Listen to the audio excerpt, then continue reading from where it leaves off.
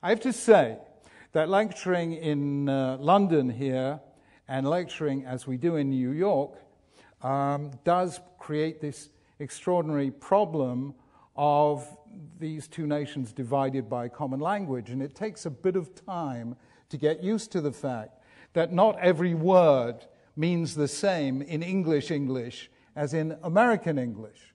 And one of the words that doesn't mean the same is the word momentarily, which in American English means soon, but in English means briefly.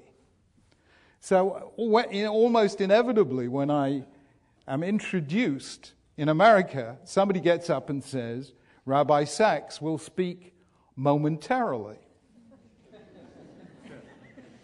And I reply, no rabbi ever speaks momentarily. But there is one ambiguity. Incidentally, when I was a philosophy student at Cambridge, I overheard two logicians, modal logicians. One asked the other, tell me, is ambiguous ambiguous? And the other replied, in what sense?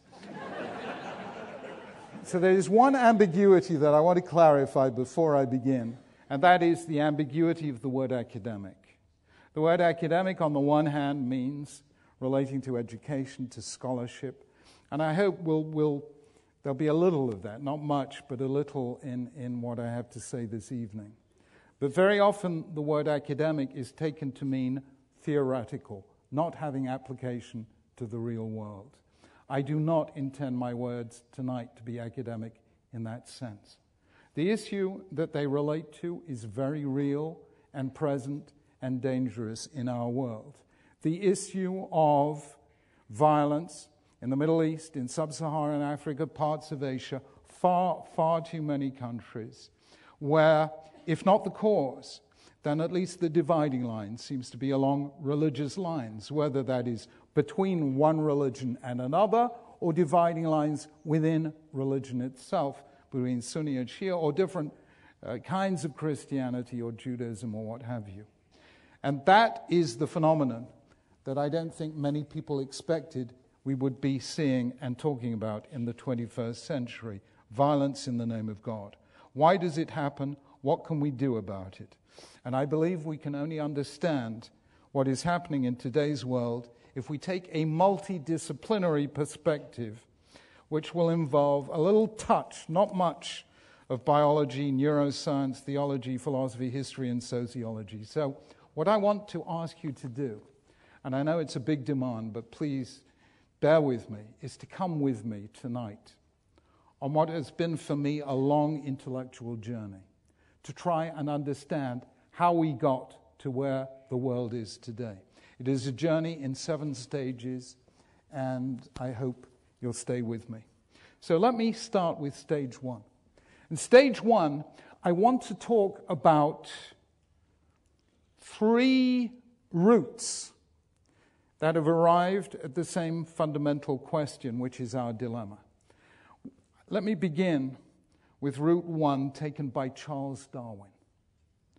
Darwin was fascinated by a clear tension within his theory of natural selection. Darwin knew that if he was right on natural selection, that nature has evolved, species have evolved through competition for scarce resources, or as we would say now, on which gets to pass its genes on to the next generation. On Darwin's theory, ruthlessness should win. It should be the hawks that on average stand a better chance of handing their genes on to the next generation than the doves. And it should be that over time, the gene for altruism, if you'd call it something like that, should have gone extinct. Instead, as Darwin notes, altruism is valued in every human society known to humankind. Why is that? How come that ruthlessness, how come, to put it very simply, that a bundle of selfish genes get together to produce selfless people? That is Darwin's arrival at this point. There is another way of arriving at this point from the opposite direction. the point at which I arrived at it. Because after all, where I began was by studying moral philosophy. And there was one question that really haunted me. For 2,500 years, people have asked, what makes us moral? And they have offered many kinds of answers. Plato thought what made us moral was knowledge. Aristotle thought it was habit. Repeated action produces virtue. Kant thought it had to do with reason. If we wanted to do something, we should act only for the thing we could prescribe for everyone. David Hume, Adam Smith, and the Scottish Enlightenment felt that it had to do with emotion, with sympathy, empathy, and the moral sense. Jeremy Bentham, of another place that we don't talk about in this sacred company, thought it had to do with calculation of consequences, the greatest good for the greatest number. But there was one question that was never asked in all my years as an undergraduate. That is, that if it's so straightforward to be moral, how come that so many people at so many times have a tendency to lie, rob, cheat, exploit, humiliate, and kill? That was the question nobody ever asked. If knowledge, rationality, emotion, all these things lead us to be moral, how come we are so often not moral?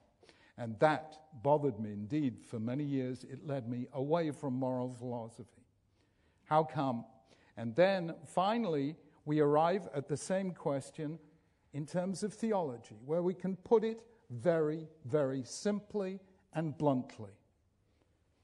This is the question I have been asking for the past many years. Why is it that people hate in the name of the God of love, kill in the name of the God of life, wage war in the name of the God of peace, and practice cruelty in the name of the God of compassion? These things bother me. So we arrive at the same point from three different directions: biology, philosophy, and theology.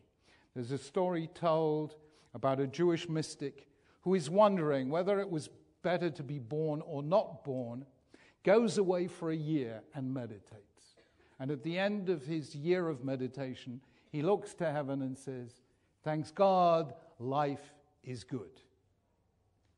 And then he pauses and he says, "But tell me, God, if life is so good, how come it's so bad?" And that is essentially the question. How come, if it is so easy and right and religious or philosophical to be good, that we are so often so bad? Or Darwin asking the opposite question: how come when we have this disposition to be hawkish and ruthless, how come we also have that capacity for altruism? The same question essentially arrived at from three different starting points. That is stage one. Stage two is the answer to the question.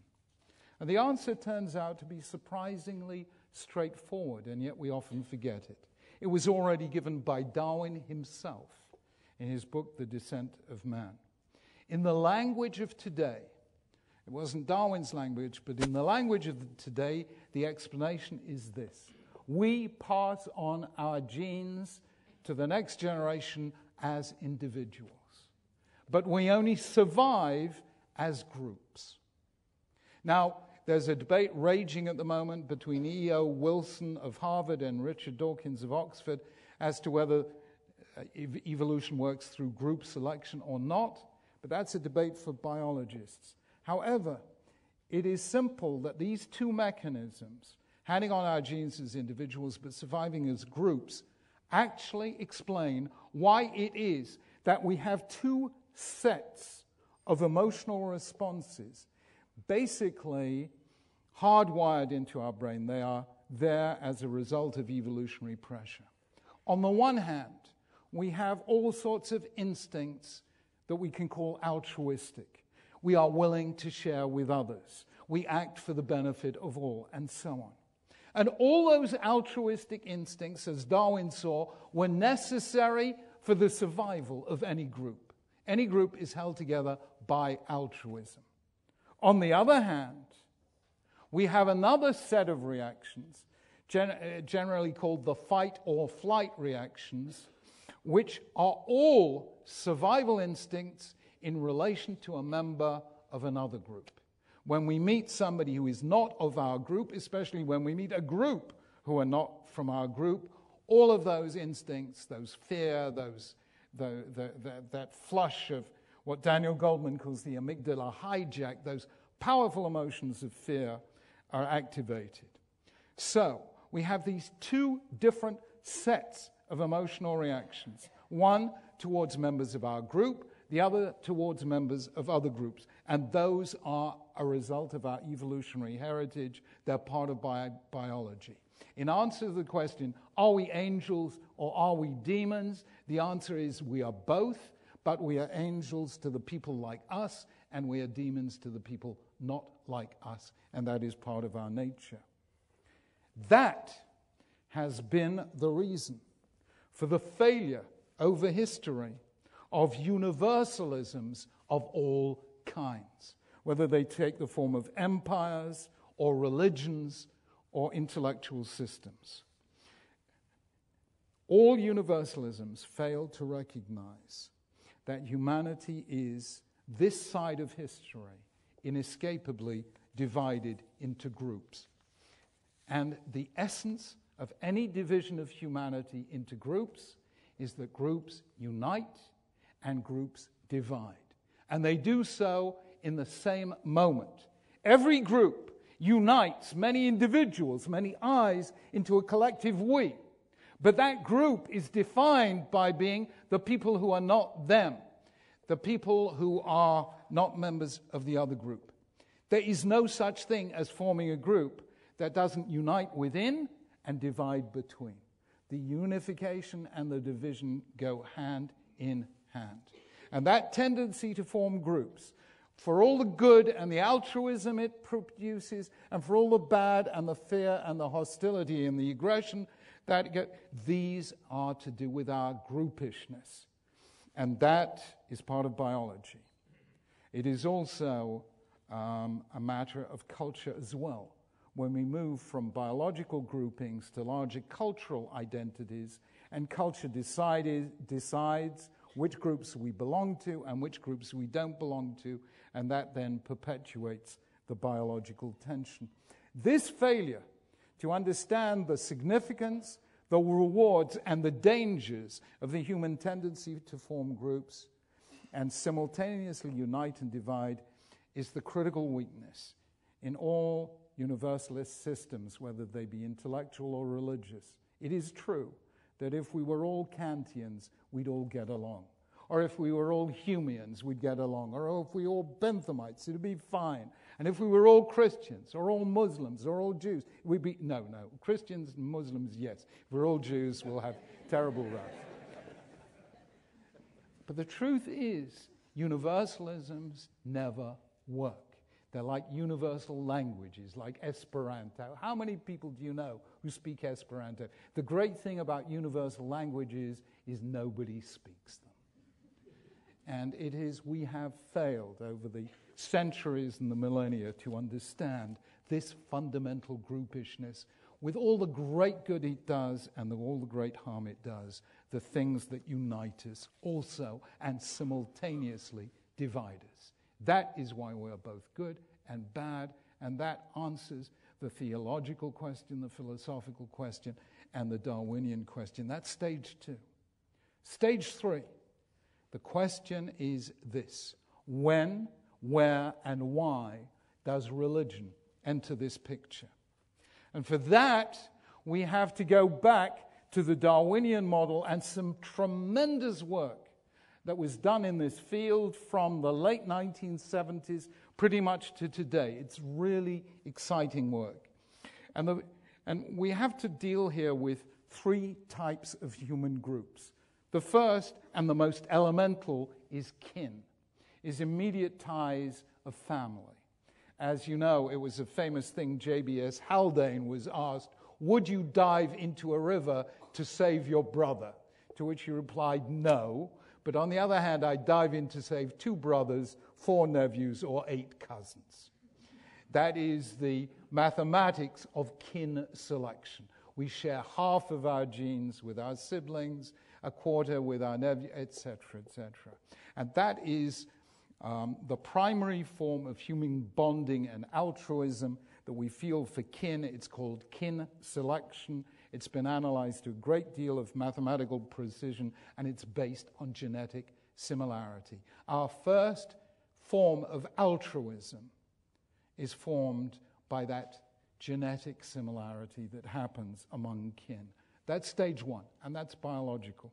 Stage two, where all the activity has gone on from Robert Axelrod in the late 70s to Martin Novak in 1989 to his latest work on super cooperators. And the question is, how do people, indeed how do the higher primates or dolphins, social animals, cooperate at a level that's larger than kin, larger than genetic relatedness? And this is where the fun stuff has happened with games theory, computer simulations, and something called the iterated prisoner's dilemma. What this tells you is this, that there's a rule that says, if I act nicely to you and you act nicely to me, then we both benefit from the cooperation. If I am a so-and-so to you and you are a so-and-so to me, we both suffer. But what will stop me preemptively being nasty to you before you get the chance to be nasty to me? What actually emerges as the best strategy for surviving among strangers, among other people whose reactions you can't guess? That is why games theory was invented, to create a system for working this out. As a result of massive computer simulations in the late 70s, the best program that won was called tit for tat. You know what tit for tat is? It's called, I'm nice to you, and then whatever you do to me, I do to you next.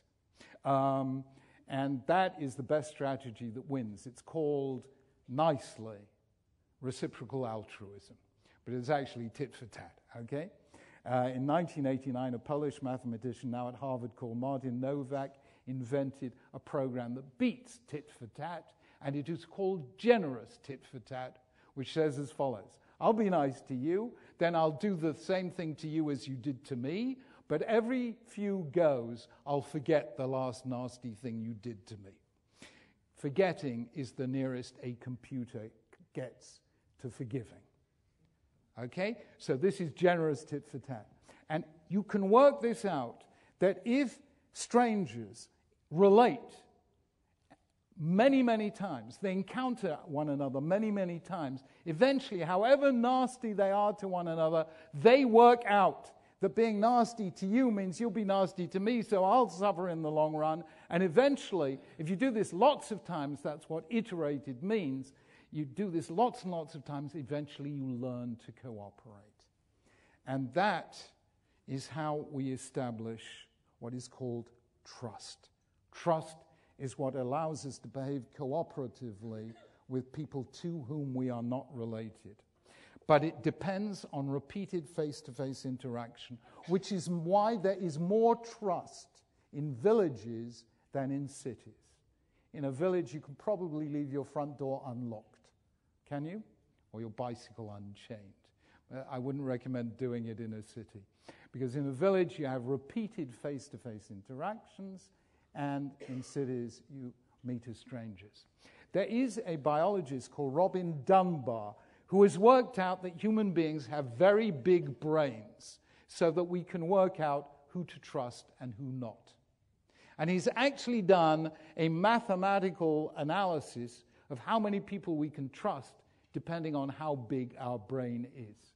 And the average maximum size of the people we can know well enough to trust turns out to be 150. I don't know what you do with this university with that. How many students did you say we have, Richard? 26,500. Okay, so we better break those down into small classes. I was giving this lecture to the military academy at Sandhurst, and I was asked by one of the military chaplains, and I told him this story, and I said, how many military chaplains are there? And he said 150 exactly. So Robin Dunbar's constant works quite well. So the maximum number of people you can trust who are not your relatives is 150, which gets you bigger than your immediate family, but it gets you only to the small group.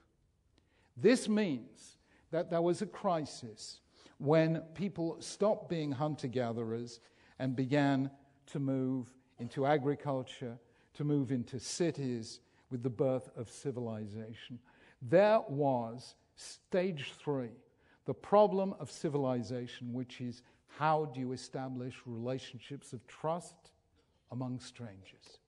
That is the problem of cities. It's the problem of civilization. And that is when organized religion appears on the human scene. Organized religion creates a moral community. It allows us to make that second huge leap from kin to small group, from small group to city. Religions create trust across large populations by creating a shared world of meanings, rituals, a cosmic order which is both out there in the universe and in here in the mind. And that is why when we see the birth of cities, we see the birth of organized religion. I'm not saying that is theology, but it is a functional account of why it is that humans could not do without religion. And you cannot have large cities without religions. Those religions, of course, begat and sustained empires, and empires also clashed. So religions didn't stop the clash of groups, but they did make groups very much bigger indeed. Now, I repeat, it's very important for us to understand at this time that conflict between groups has nothing to do with religion as such. Conflict has to do with our humanity. It is indivisible from our humanity and from our genetic predisposition to form groups. It makes very little difference if the groups we form are religions, nations, states, ethnicities, races, or groups held together by ideologies like communism. It makes no difference. The problem is our groupishness, not our religiosity. The great historian of civilization, Will Durant, once did a calculation and worked out that since the dawn of civilization, from then until today, there have only been 29 years in the history of the world where a war was not being fought somewhere or other.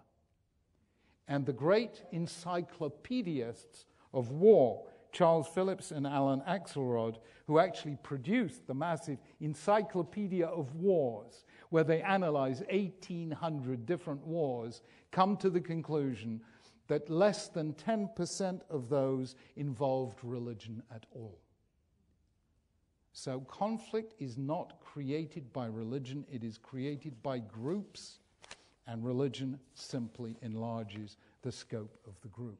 Stage 3. Stage 4. I want to move to stage 4 by asking a single question. What is the occupational hazard of monotheism? Well, if you read the prophets of Israel, the occupational hazard of monotheism was polytheism. They were always getting terribly upset at people serving idols and this, that, and the other. So as far as the prophets are concerned, the great danger to religion, to monotheism, is polytheism. For those who spend more of their time reading the collected works of Richard Dawkins and Sam Harris, the occupational hazard of monotheism is atheism. However, at a critical moment, a really critical moment, an axial moment, for the birth of Christianity and for the development of what we call Rabbinic Judaism, we now know that there was a different challenge altogether. And we know this because of the two great manuscript discoveries of the 1940s. One of them is very famous, 1947, the discovery of the text, the scrolls in Qumran, known as the Dead Sea Scrolls. Another, not quite as famous, but no less significant, was the discovery 2 years earlier in 1945 in the Sinai Desert of a group of ancient scrolls called the Nag Hammadi manuscripts. The Dead Sea Scrolls were part of a Jewish sect that flourished too in the 2nd and 1st century before the birth of Christianity. The Nag Hammadi scripts were what, from the 2nd century, would you say, of the Common Era? And they include 13 so-called Gnostic Gospels, early Gospels that never made it into the New Testament and that have been thought lost forever. Now, what we discover from both the Dead Sea Scrolls and from the Nag Hammadi manuscripts is that the occupational hazard of monotheism in those days was dualism. And this is incredibly important. It's the most important thing I have to say this evening. Dualism is the view that there is not one force operative in the universe, but two: a force of good and a force of evil. And that leads to a whole series of dichotomies between earth and heaven, between the physical and the spiritual, between body and soul, and fundamentally between God and the devil, Satan, the Antichrist, the force of evil. And what dualism does is that having made these huge dichotomies, it then applies them to humanity. And it divides humanity into two: the children of light and the children of darkness, the saved and the damned, the redeemed and the infidel. Dualism comes into Judaism and Christianity in these sectarian ways revealed by these manuscripts from the outside. It comes, on the one hand, from Iran in the form of Manichaeism, and on the other hand, from Greek mystery religions, in particular, the phenomenon known as Gnosticism, which comes into Judaism, into the Gospels, from Greece. They are not mainstream to Judaism or Christianity at all. But what is significant, incredibly significant, is that at this critical moment when the tectonic plates of humanity were shifting, dualism entered monotheism, both Judaism and Christianity. And that was a strange and dangerous mutation. So the question is, what leads monotheists to become dualists? And this, I believe, is the answer. Dualism arises at a critical moment, a moment of crisis in the history of monotheism, when the cognitive dissonance between the world as it is and the world as it was supposed to be according to the script is just too great. And something breaks. It arises like this. If we believe, as Jews, Christians, and Muslims all believe, in the God of Abraham, a God who is involved in history, then there comes a moment when actual history diverges too far from the script of how history was supposed to turn out. Here are a group of believers, and they are saying, we've done everything God wanted of us. We were faithful, we were pious, we followed the rules, and yet we are suffering. The bad guys are ruling, and we, the good guys, are suffering. And that is a major crisis of faith. It is a major crisis even for the heroes of faith. After all, Moses himself says something like this. So does Jeremiah, so does Habakkuk, so does Job. Jesus on the cross expresses this mood when he quotes from Psalm 22 in Aramaic, Keli, Keli, lama zavachthani, my God, why have you forsaken me? So this crisis is a crisis that is felt by the heroes of faith. But the trouble is, not everyone is a Jeremiah or a Jesus. And then for some people, some of the time, the suffering has gone on just too long without a glimmer of hope. And that is when monotheism breaks into dualism. Because it becomes easier to believe that there's an active force of evil in the world frustrating the purposes of God than to believe that all this bad that is happening comes from God himself, or the second alternative, which is we cried out to God and he wasn't listening. That becomes too hard to bear, and it is easier to believe that there's an active force of evil in the world that is frustrating God's purposes and afflicting God's people. And that is when dualism is born. And we can see that in those manuscripts in Qumran and Nag Hammadi. Now, dualism was, as I say, for much of the time, marginal, sectarian. The Nag Hammadi manuscripts and the Dead Sea Scrolls were not mainstream in Christianity or Judaism. But the significance that monotheism could mutate into dualism was immensely significant. Because I've told you the whole problem of the human condition is our tendency to form ourselves into groups, us and them. And dualism turns that division of humanity into groups into something total, categorical, ontological. There's an abyss between us and them. We are the good and they are the bad, and there is there's no shade of grey between them.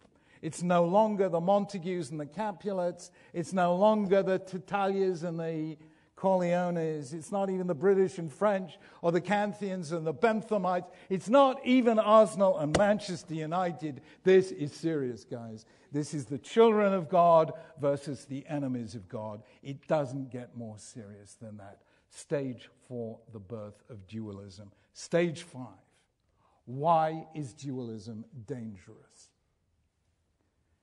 I've said, we all form groups. All groups unite and divide.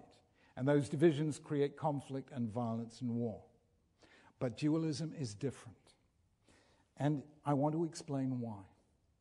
Dualism gives rise to 3 phenomena that are, in my opinion, the most dangerous in all of human history. And they are these. Number 1, dualism demonizes your opponents. So, for instance, from the 4th century, from John Chrysostom onward, Jews, to some church fathers and later theologians, become not just the people who aren't Christian, not just the people who didn't recognize the Messiah, not even the people who were involved in his death. They become something else. They become Satan, Antichrist, children of the devil. And the trouble is, when you demonize your opponents, you dehumanize them. And when you dehumanize your opponents, you kill all normal moral sensibilities. Once you have dehumanized your opponents, you no longer feel for them empathy, sympathy, or compassion. Dualism, danger 1, demonizes its opponents. Secondly, and here forgive me, but I have to speak from the heart. Secondly, dualism defines me and my group as victims, and you and your group as perpetrators. So, for instance, starting with the 11th century, around then, whenever something goes wrong in Christian Europe, from around 1096 onward, it becomes the fault of the Jews.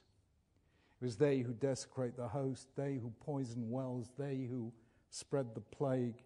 If a Christian child is missing, the Jews killed him to use his blood to make matzah for Passover. The blood libel was a British invention, born in Norwich in 1144 and still alive and well today in the Middle East. The morality of victimhood is desperately dangerous because it enlists our highest sympathies. We have compassion for a victim, and that is right, and it should never be otherwise. But once a group defines itself as victims, it has abdicated all responsibility. Why do Christians murder Jews? Well, we have to, because we're the victims. It wasn't us. It was them who poisoned the wells or spread the plague. We are just the victims. And that means you can commit very terrible crimes without responsibility. Third, and this is the real danger, dualism gives rise to the most dangerous phenomenon of them all. And that is the phenomenon of altruistic evil. Altruistic evil is what lures perfectly decent, honorable, and nice and good young men and women and turns them into terrorists and suicide bombers. Why? Not because they are evil. Exactly the opposite, because they are good. And because they are doing what they are doing to honor their people who have been humiliated, or avenge their people who have been wronged, by ridding the world of God's enemies, Satan, the infidel, the Antichrist. And again, let me repeat, there is nothing essentially religious about this. The Nazis had the same view of their opponents, so did the communists, so did the Hutus in Rwanda about the Tutsis. German children were taught that Jews were vermin, they were lice, they were cancer. They were responsible for the German defeat in World War I. They were responsible for German hyperinflation in the 1920s, and they were responsible for Soviet communism. Every child in Germany knew the Jews are the cause of our misfortunes. Hence, exterminating them becomes an act of courage and loyalty to your people. That is altruistic evil. And it is the most dangerous phenomenon I have ever encountered in the history of the world. And it is still alive today. Stage 6. Where are we today? Where are we today?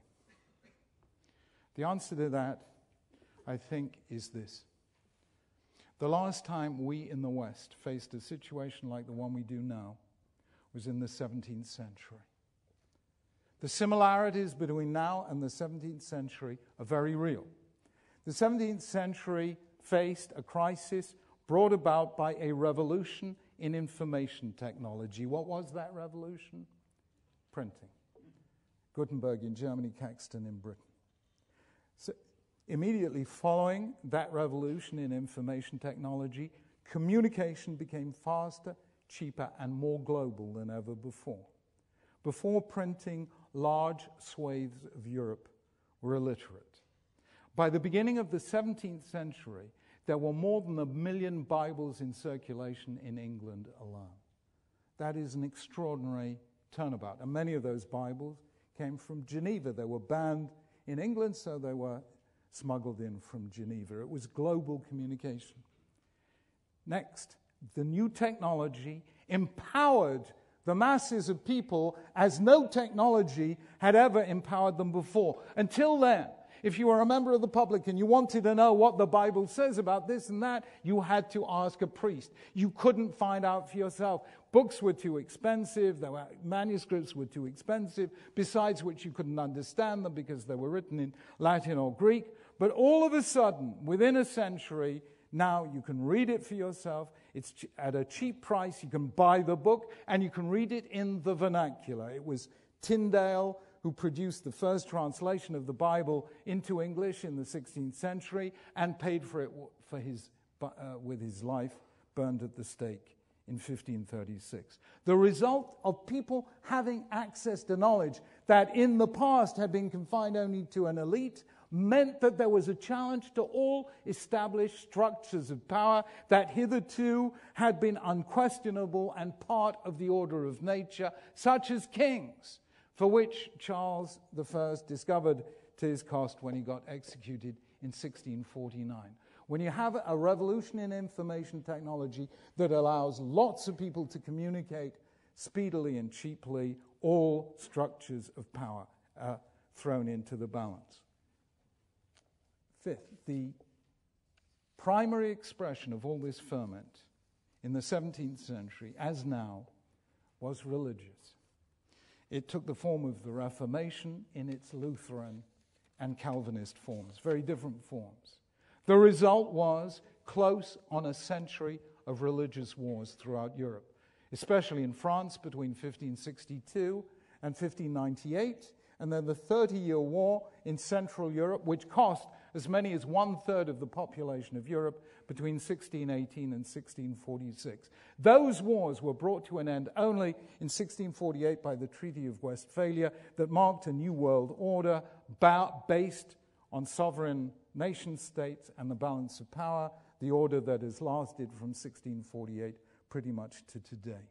All of these transformations that took place in the 17th century have been paralleled by what has happened in the 21st century, the revolution in information technology, globalization of communication, the empowerment of crowds brought together by social media, the overthrowing of established authorities in the whole of the Arab Spring, from Algeria, Tunisia, Egypt, Syria, Libya, etc., the shaking of the foundations almost everywhere else, in the Middle East, Sub-Saharan Africa, and parts of Asia, a proliferation of wars, and as Henry Kissinger concludes in his new book entitled World Order, we may be seeing the end of the Westphalian order that has held sway since 1648. And as in the 17th century, religion has been a key element in all of this, and although the religion is usually described in terms of extremism, the really dangerous thing is that some of it takes the form of dualism and all that it entails. It becomes a war of the faithful against the greater or lesser Satan, against the Crusaders and the Zionists. So let me summarize the argument so far. Stage one, the problem. How is it that good people come to do bad things? 2, the answer. We form groups. And we have altruism towards the members of our group, but aggression towards the members of other groups. 3, stage 3, I pointed out the 3 stages of human evolution, from kin-based systems to small face-to-face communities to cities and civilizations. And it was at the 3rd stage that organized religion enters the scene as the solution to the problem of trust between strangers. Stage 4, the emergence of dualism. Stage 5, the dangers of dualism. And in stage 6, we brought the story to today by talking about the similarities between the 17th century and now, which leads me to the last stage, which is what is the solution. Friends, I want to say quite simply this. I would like to suggest that there is one thing we can learn from the 17th century and one thing we mustn't learn from the 17th century. The thing we should learn from the 17th century is this, that what won the wars was weapons, but what won the peace was ideas. They were remarkable ideas that came from an extraordinary group of thinkers. The most famous of them, Milton, Hobbes, Spinoza, John Locke. And those ideas, born in the 17th century, formed the basis of the modern world. There were 5 basic ideas. Born in the 17th century, number 1, the idea of social contract. Number 2, the idea of the moral limits of power. Number 3, the concept of human rights. Number 4, the principle of toleration. And number 5, liberty of conscience. Extraordinary ideas produced in a time of crisis by great and very impressive thinkers. It is weapons that win wars, but it is ideas that win peace. What shouldn't we learn from the 17th century? We should not conclude that the same ideas that worked then will work now. They won't. And the reason is that what is happening today is almost exactly the opposite of what happened then. What happened in the 17th century is that people became disillusioned with religion. They didn't get disillusioned with God. They didn't get disillusioned with faith, but they got disillusioned with organized religion, and principally with the Catholic Church of the day. And therefore, since the disillusionment was with religion and the hegemony, the control that religion had over various spheres of life, the solution was a long, 4-century-long process of secularization. It took 4 stages. In the 17th century came the secularization of knowledge in the form of Newtonian science and Cartesian philosophy. In the 18th century came the secularization of power in the American Revolution and the French Revolution and the formal or substantive separation of church and state. In the 19th century, it took the form of the secularization of culture. The secular equivalents of cathedrals became art galleries, concert halls, and museums. They were the secular cathedrals, and Hegel said that modern man, instead of morning worship, reads the newspaper. So the press became all of this culture secularized in the 19th century.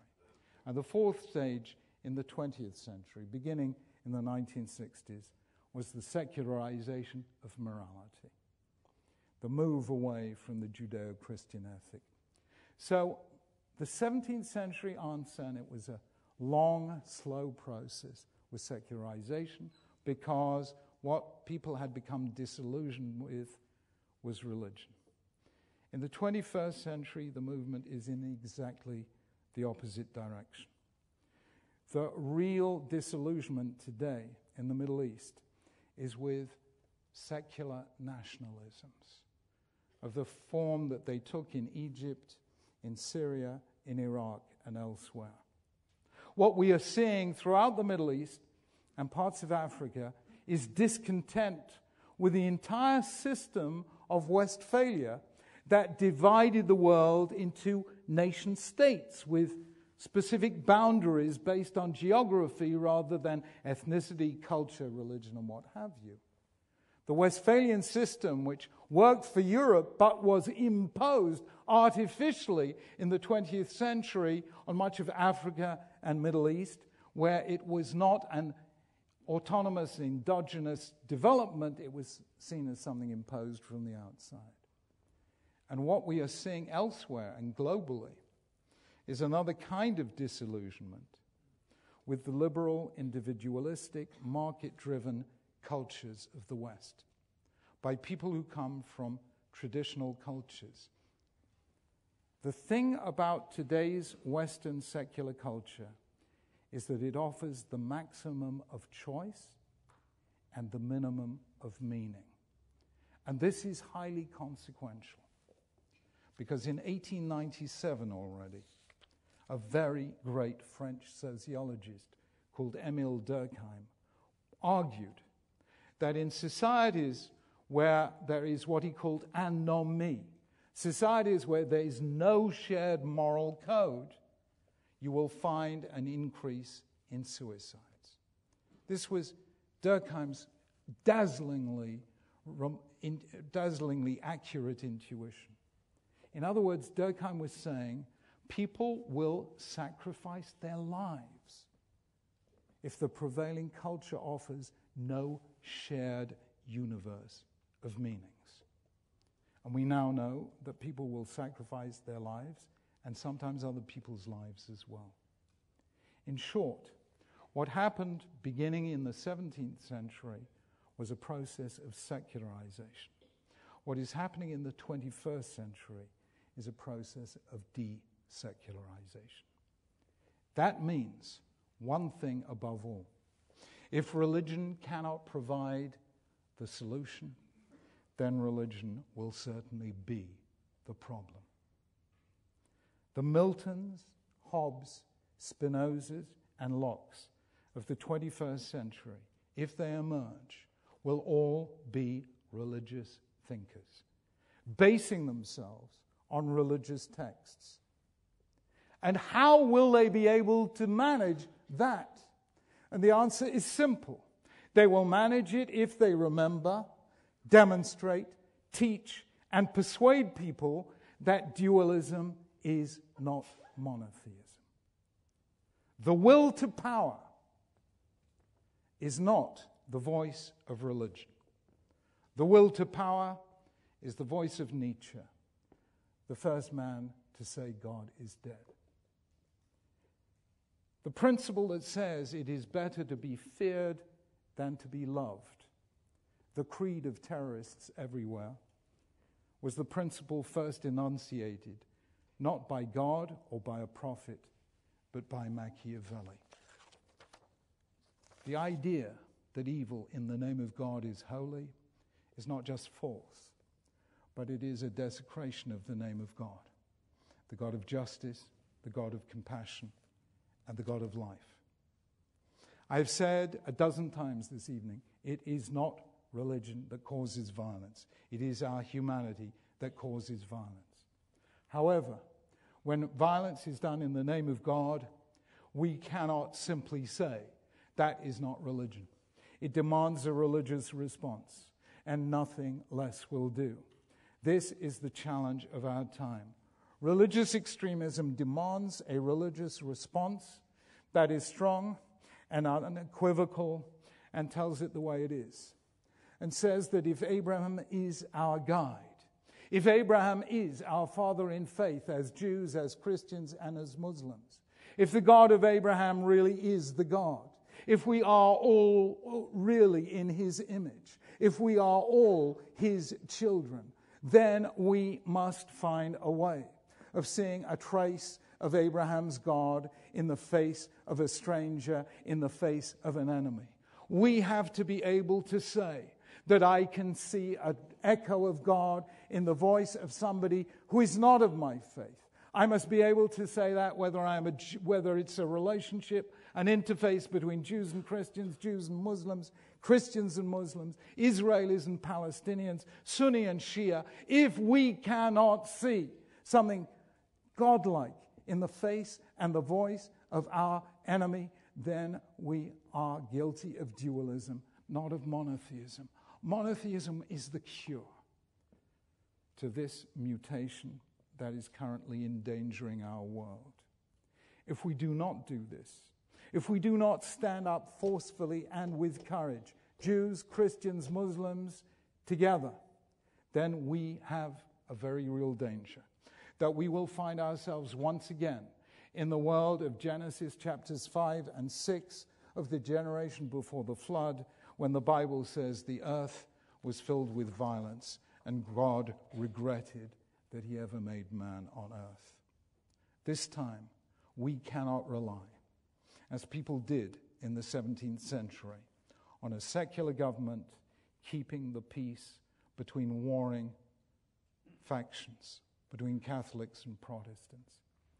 This time, we have to listen to the voice of God himself, refracted through our sacred texts, as interpreted through the eyes of faith, the eyes of love, the eyes of the generosity of spirit, as refracted through the great minds of the Jewish and Christian and Muslim past, that taught us to interpret every verse of the Bible in terms of the God of love, in terms of the three loves: love of God with all our heart, all our might, soul, and all our might, love of our neighbor as ourself, and above all the command, repeated 36 times in the Mosaic books, to love the stranger. If we don't do that, we will find that in destroying our enemies, we will have destroyed ourselves. We will have betrayed our children, dishonored our faith, and desecrated the very name of God. It took 50 years of very dedicated planning and energy and money to take a small, extremist interpretation of a religion and spread it until it became the dominant voice of that religion in certain parts of the world. It didn't happen by accident. It will take no less an effort. It will take us 50 years to articulate the ideas and raise a generation of leaders, religious and otherwise, to be able to speak in another language, the real language of God, that will allow us to live together in generosity and forgiveness and love. Religious violence must meet in our time with the strongest possible religious response. And to do this, we must join hands across boundaries of faith and create a true monotheism to defeat the division of the world into the children of light and the children of darkness, or we will find ourselves all in the darkness. Friends, there is no alternative, and the time is now to bring a message of love to answer the most forceful voices of hate. May we have the courage to do so, and I thank you for listening so generously.